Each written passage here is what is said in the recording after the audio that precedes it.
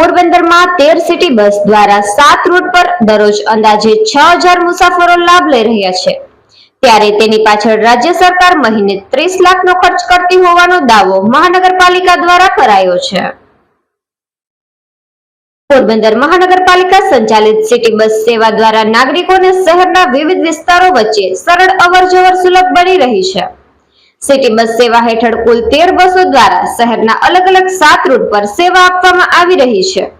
આ બસો દ્વારા સુદામા ચોકથી સાંદીપની, છાયા, રતનપર, આવાસ, ધરમપુર, ખાપટ, રામાપીર દ્વારા ઓરિયન્ટ, સુભાષનગર અને ઇન્દિરાનગર સહિતના વિસ્તારોને આવરી લેવામાં આવ્યા છે।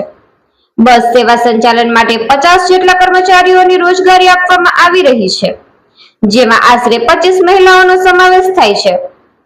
દરેક બસ દિવસ દરમિયાન સરેરાશ 10 થી 14 જેટલી ટ્રીપ કરે છે।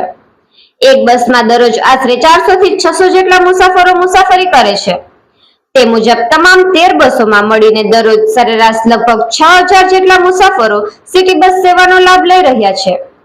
નાગરિકોને ઓછી કિંમતમાં મુસાફરીની સુવિધા ઉપલબ્ધ થાય તે માટે સરકાર દ્વારા મુસાફરીનું ન્યૂનતમ ભાડું ₹5 રાખવામાં આવ્યું છે, જ્યારે રૂટ મુજબ વધુમાં વધુ ₹10 સુધી ભાડું લેવામાં આવે છે।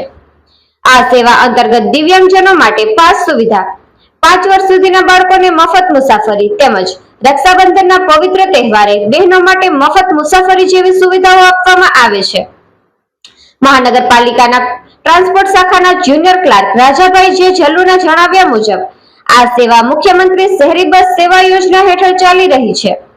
સિટી બસ સંચાલન માટે પ્રતિ કિલોમીટર ₹38ના દરે ચૂકવણી કરવામાં આવે છે, જેમાંથી ₹22 રાજ્ય સરકાર દ્વારા અને ₹16 પોરબંદર મહાનગરપાલિકાના સ્વભંડોળમાંથી ચૂકવવામાં આવે છે।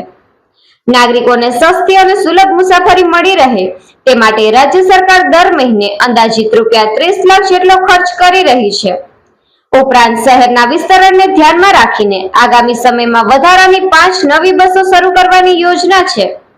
તાજેતરમાં કુચડી અને ઓડદર સુધી કેટલાક રૂટો લંબાવવામાં આવ્યા છે, જેથી વધુ નાગરિકોને આ સેવાનો લાભ મળી રહ્યો છે। નિકુલ પોપટ, પોરબંદર ટાઈમ્સ।